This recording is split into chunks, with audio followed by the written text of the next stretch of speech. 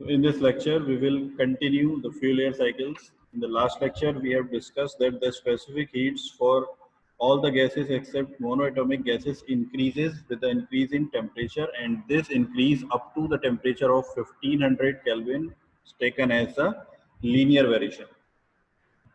तो हमने क्या किया कि Cp और Cv स्पेसिफिक हीट्स के लिए एक लीनियर एक स्ट्रेट लाइन की एक इक्वेशन की फॉर्म में उसका लीनियर वेरिएशन को लिख लिया, और इसमें हमने देखा कि दोनों का जो डिफरेंस है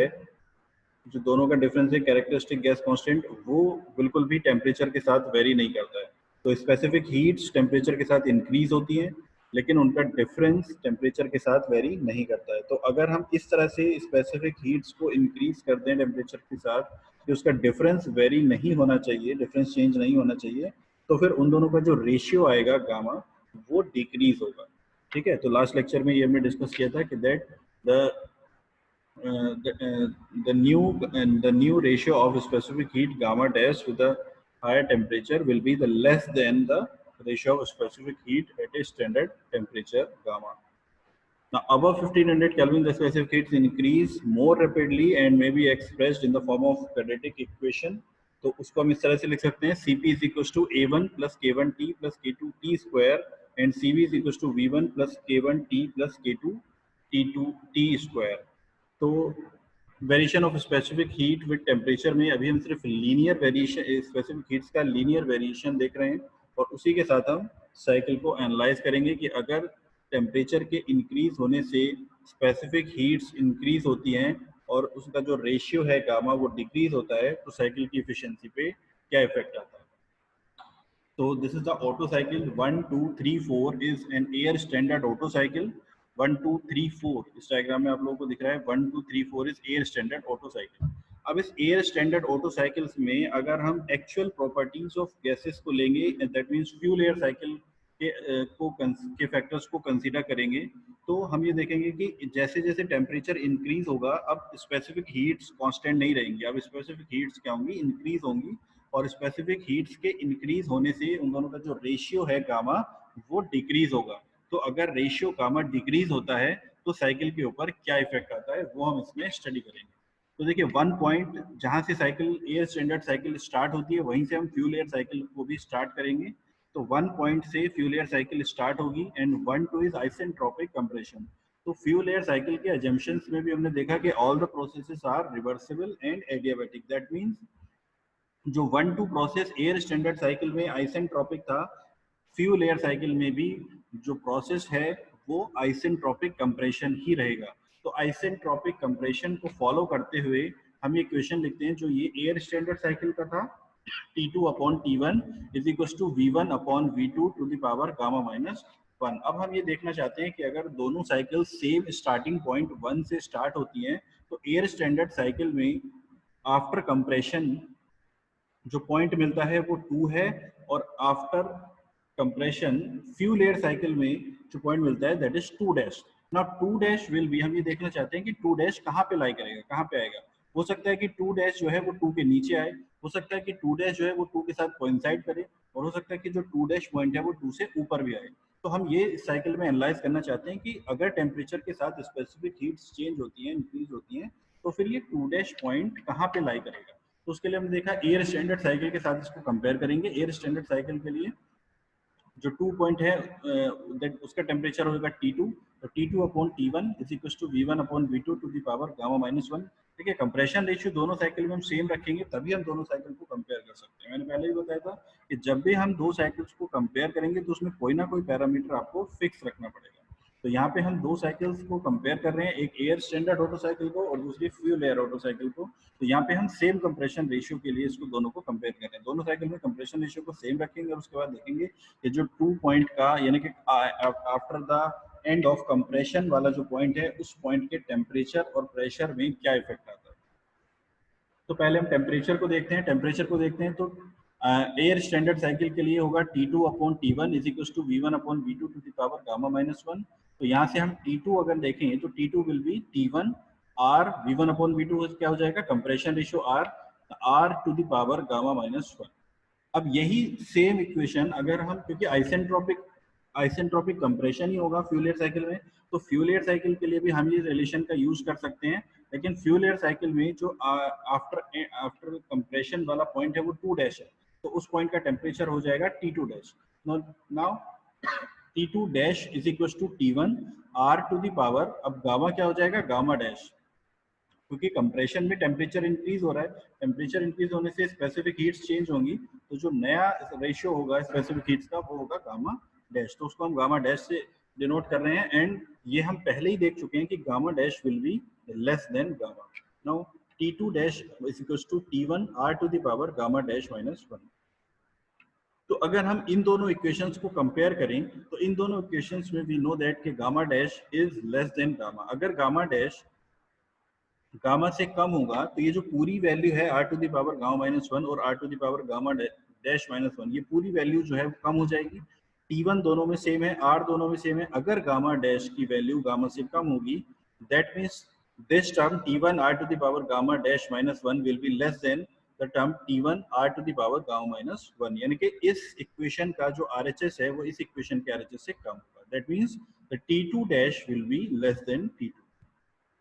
ठीक है, तो यहाँ पे इस आइसेंट्रोपिक रिलेशन का यूज करके और gamma dash will be less than gamma का यूज करके हमने यहाँ से क्या निकाला कि T2 डैश यानी कि 2 पॉइंट का जो टेम्परेचर मिलेगा, temperature after the end of compression, वो फ्यूल एयर साइकिल में कम होगा और एयर स्टैंडर्ड साइकिल में ज्यादा होगा due to the increase in specific heats and due to the decrease in gamma ratio of specific heats. तो उसकी वजह से जो टेम्परेचर है आफ्टर द कंप्रेशन वो कम हो जाएगा। उसी तरह से हम प्रेशर को भी निकाल सकते हैं, क्योंकि यहाँ पे पीवी डायग्राम है, तो यहाँ पे वर्टिकल एक्सिस पे ऊपर और नीचे होने का मतलब है कि प्रेशर कम या ज्यादा है, ना कि टेम्परेचर कम या ज्यादा है। तो प्रेशर को भी हम इसी तरह से निकाल सकते हैं। हम देखेंगे कि जो 2 पॉइंट का प्रेशर आएगा P2 डैश, वो भी 2 पॉइंट के प्रेशर से कम होगा, यानी कि P2 dash will be less then P2 dash. ठीक है, P2 dash will be less then P2, तो P2 डैश जो होगा वो P2 से कम होगा, जैसे T2 डैश T2 से कम है। तो इसका मतलब जो 2 डैश वाला पॉइंट है वो इस 2 पॉइंट से नीचे आएगा फ्यूल एयर साइकिल के लिए।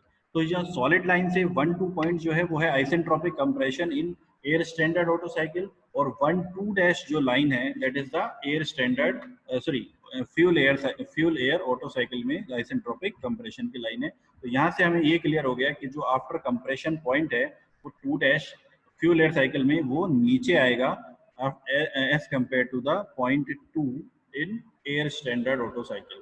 ठीक है, तो यानी कि 2 डैश पॉइंट नीचे आने का क्या मतलब है कि after the end of compression pressure और टेम्परेचर फ्यूल एयर साइकिल में as compare to the auto cycle कम होंगे।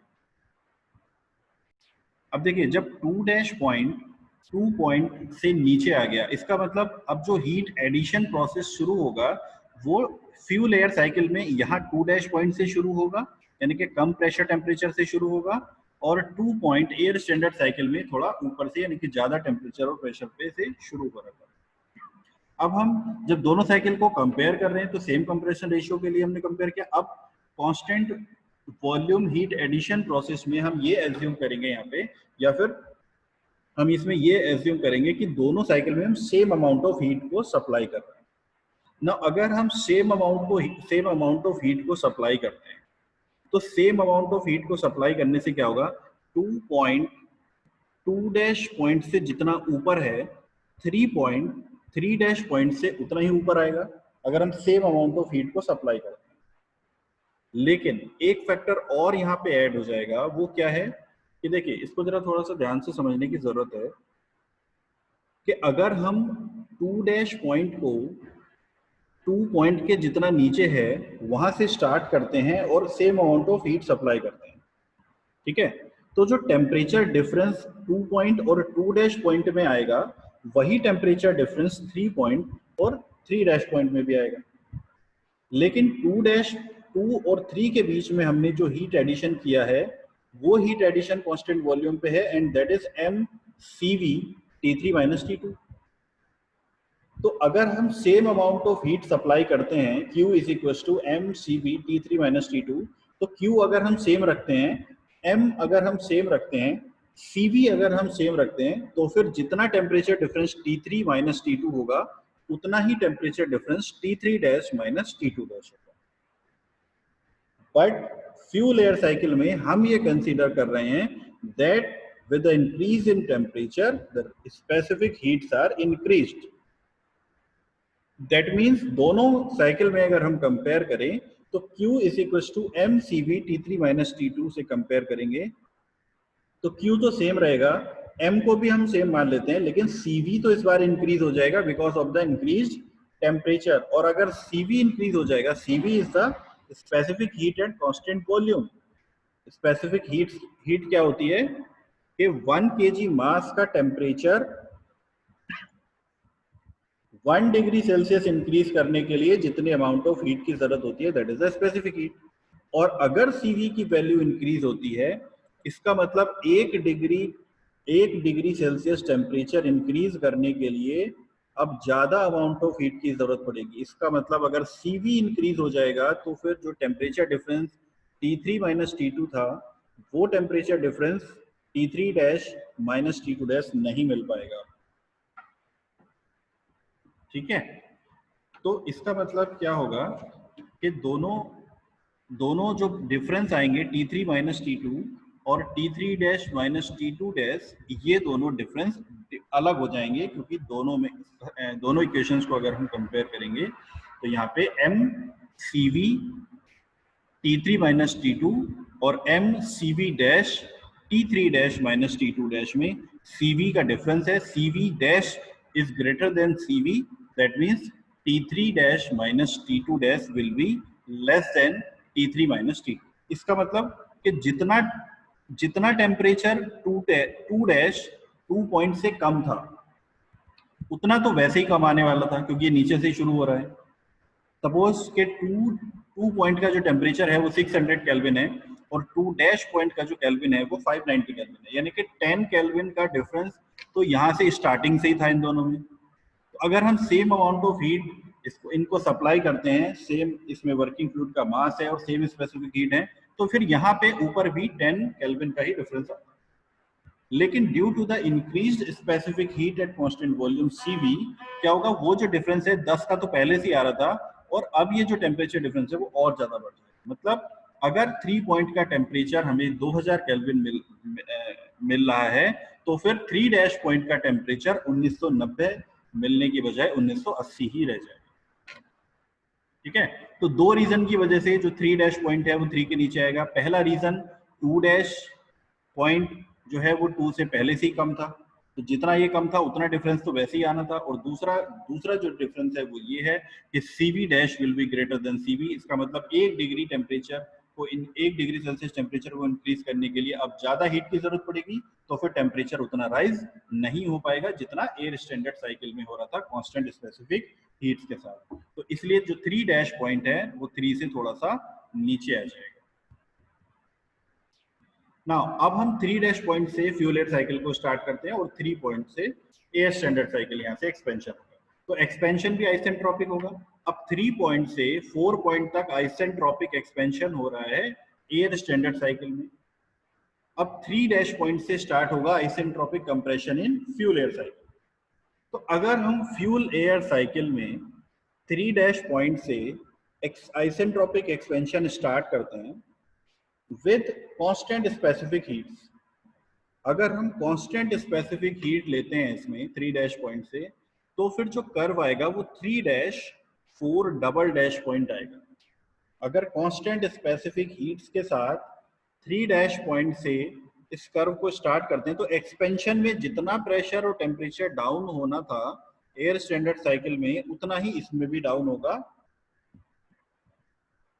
फ्यूल एयर साइकिल में.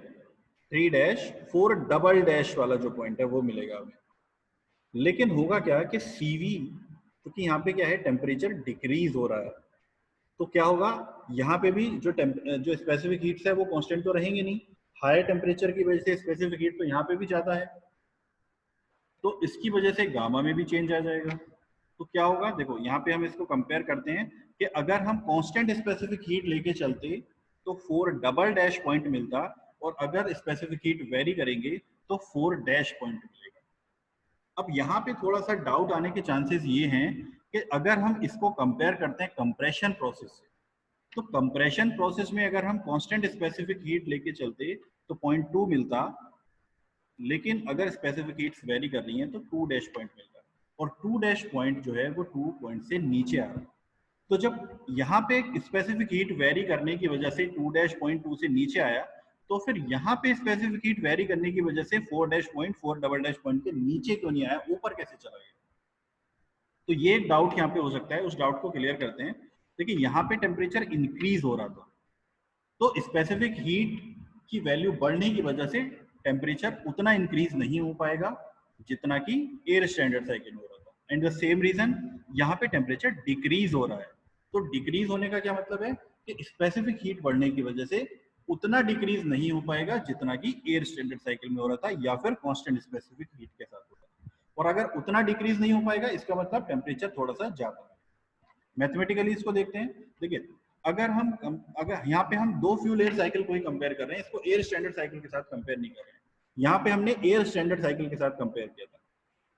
तो यहाँ पे हमने जो प्रोसेस लिया है 3 dash 4 double dash 3 dash 4 double dash is a process with constant specific heats and the ratio of specific heats is gamma, and 3 dash 4 dash process is with variable specific heats and the ratio of specific heats is gamma dash।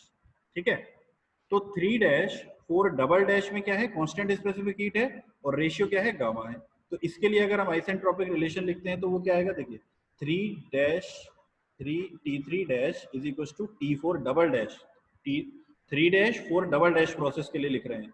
तो T3 dash is equal to T4 double dash is equal to sorry multiplied by R to the power gamma minus 1। 3 dash 4 double dash process के लिए क्या है, gamma है, और 3 dash 4 dash process के लिए gamma dash है। तो T3 dash is equal to T4 dash R to the power gamma dash minus 1। Now T3 दोनों में सेम है, T3 डैश दोनों में सेम है, R दोनों में सेम है। अगर गामा डैश, यहाँ पे देखो, अगर गामा डैश गामा से कम होगा, ठीक है, अगर गामा डैश गामा से कम होगा तो ये वाला जो प्रोडक्ट है वो इस प्रोडक्ट से कम होगा, जबकि इन दोनों का जो मल्टीप्लिकेशन है T4 टेम्परेचर का और R to the power gamma minus 1 का, वो दोनों में बराबर है, क्योंकि दोनों में इनका जो मल्टीप्लिकेशन है वो किसके बराबर है, T3 डैश के बराबर है, और T3 डैश दोनों में बराबर है। यानी कि इन दो इसका जो प्रोडक्ट है वो दोनों का बराबर आना चाहिए। तो यहाँ पे अगर R to the power gamma minus 1 ज्यादा है तो T4 डबल डैश कम होगा, और अगर R to the power gamma dash minus 1 कम है तो T4 डैश ज्यादा होगा। ये दोनों ऐसा मल्टीप्लिकेशन है, ये इस तरीके का मल्टीप्लिकेशन है जिनका जो प्रोडक्ट है वो सेम है। ठीक है, तो दो प्रोडक्ट में अगर प्रोडक्ट का जो मतलब जो फाइनल आंसर है आपका प्रोडक्ट का, वो अगर आप सेम रखते हैं और एक वैल्यू को इंक्रीज करते हैं तो दूसरी डिक्रीज हो जाती है ना। ठीक है, जैसे आप फॉर एग्जांपल अगर आप एग्जांपल लेते हैं कि दो हमारे पास नंबर हैं, एक है 6 और एक है 2। ठीक है, तो 6 इंटू 2, दो प्रोडक्ट मल्टीप्लाई किए तो हमने कितना है, 6 इंटू 2 12 हो गया। अब अगर हम 6 की बजाय 4 कर देते हैं तो 2 की जगह पे कितना हो जाएगा, 3 हो जाएगा। ठीक है, 6 इंटू 2 12 था और 4 इंटू 3 12 हो जाएगा। तो अगर हमें आंसर में 12 ही रखना है और हमने 6 को कम कर दिया तो दूसरा वाला जो था वो ज्यादा हो जाएगा, 2 की जगह पे 3 आ जाएगा। उसी तरह से ये R to the power gamma dash minus 1 अगर कम होगा तो T4 डैश अपने आप ही बढ़ जाएगा। इसका मतलब T4 dash will be greater than T4 double dash. ठीक है, तो इसलिए जो 4 डैश वाला पॉइंट है वो इसके ऊपर मिलेगा। तो यहाँ पे जो फ्यूल एयर ऑटो साइकिल बनेगी वो बनेगी 1 2 डैश 3 डैश 4 डैश 1, ये पूरी साइकिल हो जाएगी 1 2 dash 3 dash 4 dash, that is the fuel air cycle. ये हम इसमें एयर स्टैंडर्ड साइकिल के साथ इसको कंपेयर करें तो जो फ्यूल एयर साइकिल है वो सेम पॉइंट से स्टार्ट हो रही है, but because of the losses ये जो फ्यूल एयर साइकिल है वो उसका जो एरिया है वो थोड़ा सा नीचे की तरफ शिफ्ट हो गया है। ठीक है, तो इसका मतलब यहाँ पे कुछ लॉसेस की वजह से इस साइकिल की जो एफिशिएंसी है वो थोड़ी सी कम हो जाएगी। So that is the conclusion part of this variation of specific heat with temperature। इस साइकिल में 1 2 3 4 is with constant specific heat के साथ हमने साइकिल ली है। 1 2 dash 3 dash and 4 double dash, ये साइकिल जो हमने बनाई है 1 2 डैश 3 डैश 4 डबल डैश, ये है with constant specific heat from point 3 dash. यहाँ तक तो बिल्कुल साइकिल फ्यूल एयर साइकिल तक ही चली 3 डैश पॉइंट से, लेकिन 3 डैश पॉइंट के बाद अगर हम कांस्टेंट स्पेसिफिक हीट कंसीडर करते हैं तो फिर हमें साइकिल मिलेगी 1 2 डैश 3 डैश 4 डबल डैश। ठीक, लेकिन अगर हम पूरी साइकिल में वेरिएबल स्पेसिफिक हीट को कंसीडर करते हैं तो फिर फ्यूल एयर साइकिल हो जाएगी 1 2 डैश 3 डैश 4। ठीक है, क्या कंक्लूजन है यहाँ पे? 2 dash point is lower than 2। क्यों आया ये lower than 2? Due to the variable specific heat and due to the gamma dash is less than gamma. इस वजह से 2 डैश पॉइंट जो आया वो 2 पॉइंट से नीचे आया। 3 dash is lower than 3। 3 dash जो है वो 3 पॉइंट से कम पे आया। उसके क्या रीजन हैं? Because temperature rise due to a given heat release. ठीक है, एक तो टेम्परेचर राइज जो है, हीट जो हम हीट दे रहे हैं वो तो फिक्स है, लेकिन टेम्परेचर राइज क्या हो जाएगा? वो कम हो जाएगा। क्यों? क्योंकि स्पेसिफिक हीट बढ़ रही है। And also as 2 dash is lower than 2, तो क्योंकि 2 डैश जो था वो पहले से ही 2 से कम था, इस वजह से नीचे आएगा। सीपीसीबी बढ़ने की वजह से इंक्रीज आएगा, और जो टेम्परेचर राइज होगा वो कम होगा क्योंकि सीपीसीबी इंक्रीज हो गए इस वजह से। ठीक है, तो 3 dash point is lower than 3, इस वजह से आएगा। Now 3 dash to 4 double dash resulting adiabatic expansion है यहाँ पे। तो यहाँ पे जो है वो विद कांस्टेंट स्पेसिफिक हीट के साथ है, इसलिए ये जो 4 डैश पॉइंट आएगा वो नीचे आएगा। एंड 4 डैश जो कर्व है वो करेक्ट एक्सपेंशन के साथ में जब स्पेसिफिक हीट हमारी डिक्रीज हो रही है। यहाँ पे डिक्रीज इसलिए हो रही है क्योंकि टेम्परेचर डिक्रीज हो रहा है। ठीक है, as the temperature increases during expansion. तो this is the conclusion part of variation of specific heat with temperature. Next is the dissociation. What is dissociation? Dissociation is defined as the disintegration of burnt gases at high temperature. Disintegration increases with temperature. Temperature के साथ जो disintegration है वो increase होता है। Disintegration मतलब अलग अलग टूटना। तो dissociation क्या होता है? Dissociation is the reverse process of combustion. Combustion में क्या होता है? दो molecules combine होते हैं और दोनों कंबाइन होने के बाद एक अलग मॉलिक्यूल बनाते हैं और प्लस हीट रिलीज करते हैं। डिसोसिएशन में क्या होता है? एक मॉलिक्यूल दो मॉलिक्यूल्स में ब्रेक होता है और साथ में हीट को एब्जॉर्ब करता है। तो तब जब दो मॉलिक्यूल्स मिलके एक मॉलिक्यूल बनाते हैं तब तो हीट रिलीज होती है, और जब एक मॉलिक्यूल दो मॉलिक्यूल्स में ब्रेक होता है तो वो हीट क्या करता है? एब्जॉर्ब करता है। ठीक है, तो जैसे कि कार्बन और ऑक्सीजन मिलके CO2 बनाते हैं और हीट रिलीज होती है। ठीक है, लेकिन CO2 का डिसोसिएशन होता है हाई टेम्परेचर पे। As the temperature increases considerable amount of heat will be absorbed by the elements that undergoes dissociation. तो वो एलिमेंट्स जो जिनका डिसोसिएशन होता है वो एलिमेंट्स डिसोसिएशन के टाइम पे हीट एब्सॉर्ब कर लेते हैं। फॉर एग्जाम्पल इसको हम इस तरीके से समझते हैं कि जो हमारा फ्यूल है गैसोलीन, उसमें कार्बन के मॉलिक्यूल्स हैं और ऑक्सीजन के हाइड्रोजन के मॉलिक्यूल्स हैं, दैट इज ए हाइड्रोकार्बन। तो हाइड्रोकार्बन में कार्बन है और हाइड्रोजन है। जब वो ऑक्सीजन के साथ कंबाइन होगा तो क्या रिलीज करेगा? CO2 रिलीज करेगा और H2O रिलीज करेगा। जब कार्बन ऑक्सीजन के साथ कंबाइन होगा तो कार्बन डाइऑक्साइड बनाएगा और हीट रिलीज करेगा। जब हाइड्रोजन ऑक्सीजन के साथ कंबाइन होगा तो H2O बनाएगा, वाटर वेपर, और हीट रिलीज करेगा। ठीक है, नाउ सपोज ये जो कंबशन प्रोसेस है इसमें suppose 100 kilo joule of heat जो है वो रिलीज होती है। अब उस 100 किलो जूल में से क्या होगा? 100 किलो जूल की वजह से टेम्परेचर राइज हो जाएगा, और टेम्परेचर राइज होने की वजह से क्या होगा? जो CO2 है हाई टेम्परेचर पे, उस CO2 का डिसोसिएशन हो जाएगा इन CO, carbon monoxide and oxygen, और वो क्या करेगा? 100 किलो जूल में से जो 100 किलो जूल हीट रिलीज हुई थी उस 100 किलो जूल में से थोड़ी सी अमाउंट हीट को एब्जॉर्ब कर लेगा। सपोज 10 किलो जूल हीट को वो एब्जॉर्ब कर लेगा। ठीक है, तो टोटल हीट जो रिलीज हुई 100 को इंजन को कन्वर्ट करना था वर्क में, लेकिन उस 100 में से डिसोसिएशन की वजह से 10 किलो जूल जो है वो CO2 मॉलिक्यूल्स ने एब्जॉर्ब कर ली। तो अब कितनी बची? 90। यानी कि जो टेम्परेचर राइज हो रहा था, अभी हमने देखा कि constant volume heat addition process को अगर हम कंपेयर कर रहे थे एयर स्टैंडर्ड साइकिल से, तो सेम अमाउंट ऑफ हीट की हम बात कर रहे थे।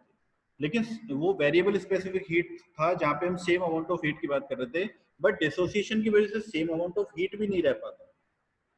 इसका मतलब मैंने आपको बताया कि 3 dash point will be less then 3 dash point जो है वो 3 पॉइंट के नीचे आएगा बिकॉज ऑफ द 2 रीजन। और वो 2 रीजन क्या थे? पहला रीजन कि 2 डैश 2 से नीचे है, यानी कि जो प्रोसेस है वो पहले से ही नीचे से स्टार्ट हो रहा है। दूसरा रीजन कि जो स्पेसिफिक हीट है वो इंक्रीज हो रही है, जिसकी वजह से टेम्परेचर उतना राइज नहीं हो पाएगा। और तीसरा रीजन डिसोसिएशन में है कि सेम अमाउंट ऑफ हीट भी नहीं है। अगर एयर स्टैंडर्ड साइकिल में 100 किलो जूल हीट थी तो पूरी की पूरी 100 वर्क में कन्वर्ट हो रही थी, लेकिन यहाँ पे अगर 100 किलो जूल हीट है तो उसमें से 90 ही बच रही, क्योंकि 10 किलो जूल तो वापस एलिमेंट्स ने एब्जॉर्ब कर ली dissociation.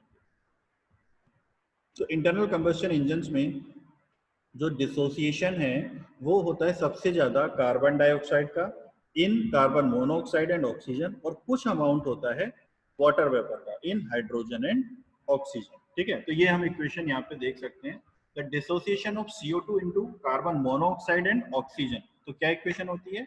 2CO carbon monoxide oxygen के साथ कंबाइंड होने के बाद CO2 बनाती है और हीट रिलीज करती है।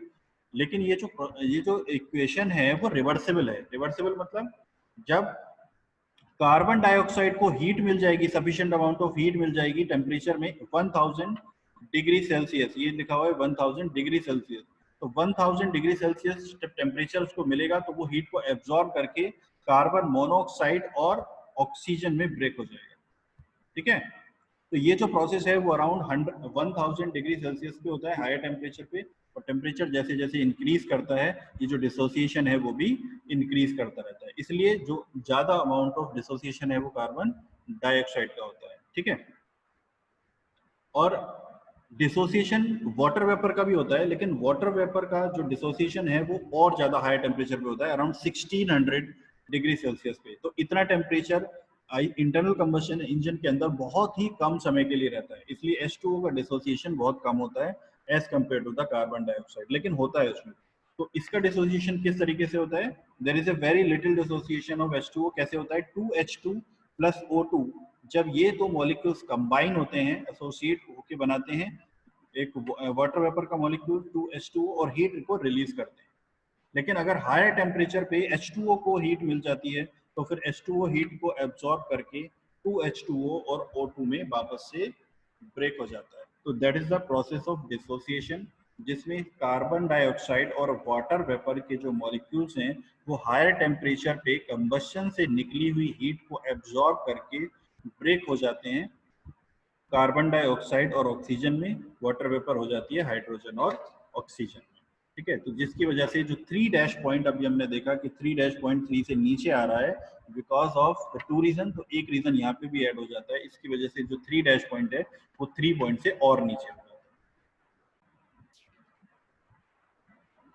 Now this is the curve in which horizontal axis पे है degree of richness, that means the air fuel ratio. Indirectly ये क्या बता रहा है यहाँ पे? एयर फ्यूल रेशियो के साथ जो है वो कैसे वेरी करता है टेम्परेचर। ठीक है, तो यहाँ पे हमने दो कर्व बनाए हुए हैं। इन दो कर्व में जो आप देख रहे हैं ये जो डॉटेड लाइन है, स्ट्रेट लाइंस की फॉर्म में डॉटेड लाइन है, ये एक कर्व है कि फ्यूल एयर रेशियो के साथ पे टेम्परेचर कैसे वेरी करता है विदाउट डिसोसिएशन। और दूसरा जो सॉलिड लाइन में एक कर्व हमने बनाया है वो बता रहा है कि एयर फ्यूल रेशियो के साथ जो टेम्परेचर है, सिलेंडर का जो टेम्परेचर है वो किस तरीके से वेरी करता है अगर डिसोसिएशन होता है तो यहाँ पे एक सेंटर में एक वर्टिकल लाइन है, डॉटेड लाइन, वो हमें बता रही है कि उस लाइन पे जो एयर फ्यूल रेशियो है वो कैसा है? स्टेक्योमेट्रिक है, केमिकली करेक्ट मिक्सचर यहाँ पे है। तो हमने देखा यहाँ पे कि केमिकली करेक्ट अगर मिक्सचर होगा तो अगर डिसोसिएशन नहीं होगा तो इसी एयर फ्यूल रेशियो पे हमें सबसे ज्यादा मैक्सिमम टेम्परेचर मिलता है।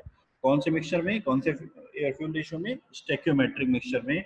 अगर डिसोसिएशन नहीं होता है तो फिर सबसे ज्यादा टेम्परेचर हमें स्टेक्योमेट्रिक मिक्सचर में ही मिलता है यहाँ पे। अगर हम ये वाले कर्व को एनालाइज करें विद डिसोसिएशन तो हम ये देखेंगे कि जो डिसोसिएशन की वजह से टेम्परेचर डिफरेंस आ रहा है, फाइनल टेम्परेचर डिफरेंस, वो थोड़े से हल्के से रिच मिक्सचर में आ रहा है टेम्परेचर। मतलब जो मैक्सिमम टेम्परेचर डिसोसिएशन के साथ हमें मिल रहा है, देखिए ये वाला जो कर्व है यहाँ स्टेक्योमेट्रिक के बाद भी थोड़ा सा इंक्रीज हो रहा है, स्टेक्योमेट्रिक कर्व के बाद भी थोड़ा सा ही कर्व इंक्रीज हो रहा है। तो इधर अगर हम इस स्टेक्योमेट्रिक लाइन के राइट साइड में मूव करते हैं तो मिक्सचर रिच होते चले जा रहा है, और अगर इस स्टेक्योमेट्रिक लाइन के लेफ्ट साइड में मूव करते हैं तो मिक्सचर लीन होते चले जा रहा है।